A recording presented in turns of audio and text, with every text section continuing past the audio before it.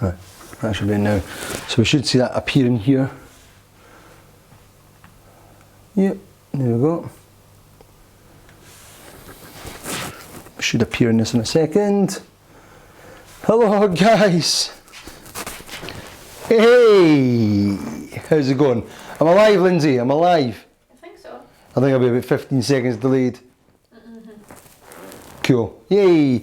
Alright guys, hi, welcome to another Daily Fix with me, Sean Paul Johnston, here in the SmallFryUnify studio. Lindsay's right there, by the way. Come and say hi, Lindsay. Come and say hi. Hi, hi. Hi. Views go up instantly. Anyway, just a quick one today. I'm doing a live one because it's quite late, but we've been having loads of discussions in the studio, so I thought I'll do a live one instead. Just get it knocked out there.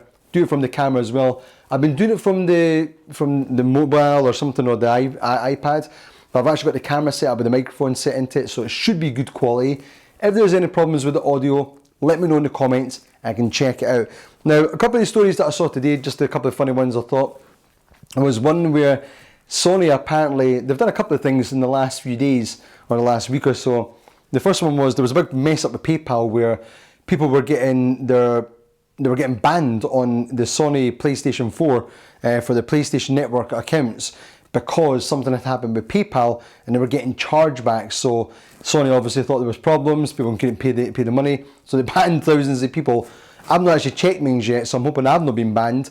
We've got Farpoint and the aim controller coming. It was meant to come today, by the way. This is why the title's got DPD or twats. I was meant to be getting the controller today. The delivery slot said between 6 AM and 9 PM.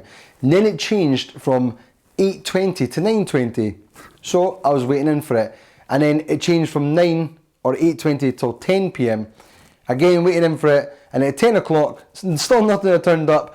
I got a message saying that it's been delayed until tomorrow. So DPD, I'm calling you in this. I'm sure other people have experiences with you as well.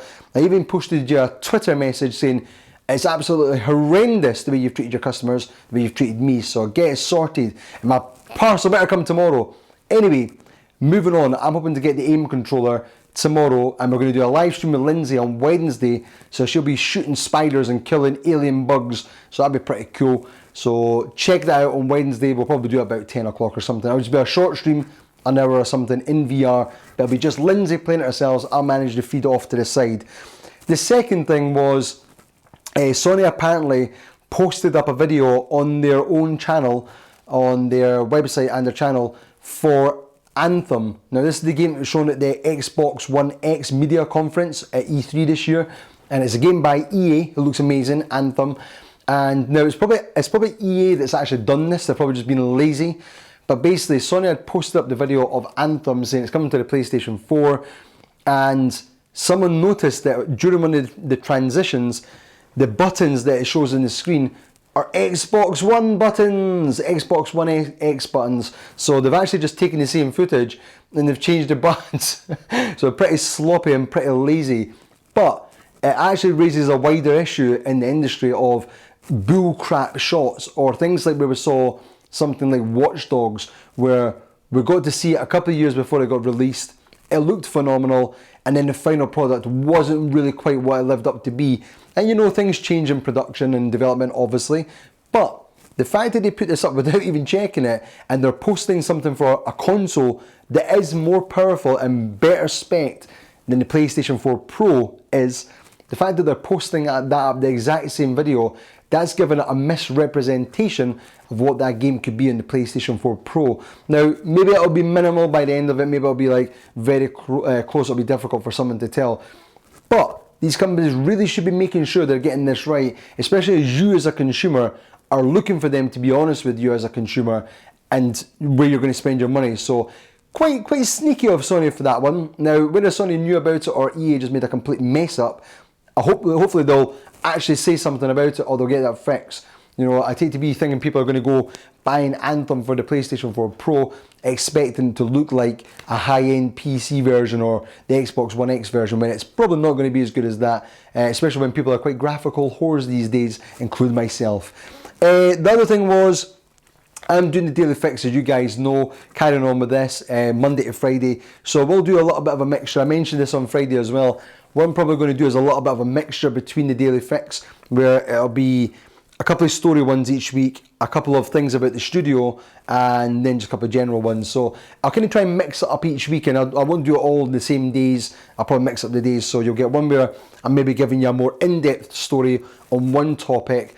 There'll be stories that are maybe like a couple of stories like today's one, and then there'll be a day maybe or a couple of days where I tell you about the setup here in the studio. So I'll show you the camera setup. It's actually looking pretty sweet now, guys, but I'll show you the camera setup with the microphones. So if you're wanting to do something like this yourselves, whether you're doing it from your home or you want to get a studio like we have here at SmallFryUnify, I can show you some of the things we've learned as I've went on, and some of the things that have worked, some things that haven't, some things that have been expensive mistakes, but some things that have been cool and cheap that have worked really well. So I'll try and share that stuff with you guys going forward. If there's anything you want to know specifically, let me know in the comments as well. Got a couple of comments from guys. I'm going to do a comment section as well. This one's going to be quite long, but it doesn't matter because I'm not going to be editing this one, so there will be a couple of raw ones like this. But I've got a couple of comments from people on YouTube. A couple of them might be spam ones, by the way. So I'll still check them out anyway, and I'm going to just jump to a conclusion, but they probably are spam. I've got one here from Dominic W. So Dominic, if you're a real person, then thanks for your message. However, he does go on to say that he's enjoying the videos, and he said he wants to start making YouTube videos himself soon, and would I support his channel on Patreon and give him some money towards it to help him get started.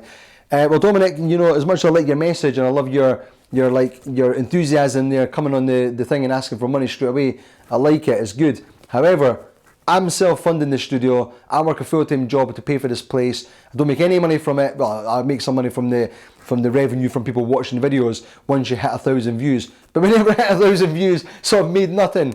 Anyway, I basically fund this place myself, and the people that get involved, none of us work for any money. It's just me. I've got no social life, like I said on Friday. I don't get to do anything. I don't get to buy the things I want to do apart from things here in the studio. So that's cool. I get to buy film gear and do this in the studio. That's what's enjoyable to me. But don't expect to make money and stuff. I'd say do it if you enjoy it, if you love it, and you're passionate about it. If you're thinking it from a career perspective, it's going to take 5-10 years to build up your channel, build up the content, get good at it, streamline the process. And even then, it's just whether your content's good enough and you've got the right character. There's far too many people coming online nowadays trying to do YouTube stuff, and they've got fake characters, they're not being themselves, and it's just bullshit essentially, and they're wondering why they're getting nowhere. Some people it works for, some people it doesn't. So I'd say if you're seriously trying to do this as a business or try to make money from it, then expect to spend a lot of time. There's only a very small percentage of people get very lucky and make loads of money or go viral. The majority of people will never go anywhere. Even me, probably. It's like we're still a tiny channel and we're still building up. But at least I'm being myself. That's what's important. I'm doing what I enjoy, and that's what I'd say to you. Do it if you love it. If you don't love it, go and do something else. Do something you enjoy and you're passionate about. Also got a couple of comments. Jiv, if you're there, I don't know, I can't see the comments. If you're on the comments, whatever, then hi. Sorry, the chair's blocking my view there. But got a couple of comments from Jiv on videos and Inceptional. So cheers to you guys. I'll see if I can get a couple. Let me just get this up 1 second. My comment section here. I'm checking on my phone, by the way. So let's just get the last couple of comments up. So Jiva said on the video for the Rainway developer, he actually corrected me on something, so cheers for that, Jiv. He was mentioning about the Steam Link and NVIDIA Shield and how it works. So I think that's how it's going to work a little bit more. I did actually post up a couple of things to the developer, Andrew Sampson. It's Andrew MD5. And I was just asking him, saying I was looking forward to it and hoping that they get some of the lag. But he did correct me on some things about the streaming quality. I'm still a little bit dubious about if it's going to have a bit of lag when you're moving the controls. We can only find that out once it comes out and it's available. But Jiv said stuff like about his graphics card, and you can get things like the Steam Link. So maybe if you're thinking about that, just to stream it to the TV, for instance, maybe get a Stream Link instead, £11 in the sale. And one of the things that Jiv did say the quality is not quite perfect, doesn't stream quite perfect. Now what I'm curious about is, obviously if you're streaming a 4K stream or a higher resolution stream, higher than 1080p with the full settings or bumped up to the max, you're probably pushing through more data to that stream that you're streaming to your TV. So I'm wondering if you restricted them to a 1080p stream or even a 720 to go native for the Nintendo Switch when you're in handheld mode, Will it push through less data, meaning you might potentially get a better quality stream? It'll also allow you to boost up some of the settings and the effects quality on the game itself, because you won't have to have such a high resolution. So I wonder if that'll affect it or not. Now, Andrew Sampson did say that the Switch can stream, because the Tegra X1 can do this, it can stream 4K at 60 frames per second and 1080p at 120 frames per second. So again, it just comes down to the input lag. We'll have to wait and see what happens with that. But that's probably due out for the end of the year. It will be a native app as well, from what he's saying. It's going to be running through the browser, but most of the things that are going to use it will have specific apps made for them, and hopefully Nintendo's got it, Sony and Microsoft as well on their consoles. So cool stuff to look forward to there. Inceptional said, let me just get a couple of messages from Inceptional. Also PTGK Chris sent me a couple of messages telling me about games that were on the Dreamcast that were available on iOS and Android. Give me a big list of games that are already there. So hopefully they'll be coming to things like the Sega Forever, and we'll get to see those at some point. Hopefully they'll iron out the frame rate issues that have been bugging it from the start, essentially. And let me just get one of Inceptional's messages. He said, we're talking about the SNES Classic Mini, and Inceptional says, the SNES is Nintendo's greatest console ever. And the SNES Classic Edition Mini will remind people why. He says, the Switch will almost certainly outsell the SNES though. Probably true. You know, I think the SNES sold something like 60 million, if I'm right. Amazing console. It's good that they were getting the SNES Classic Mini.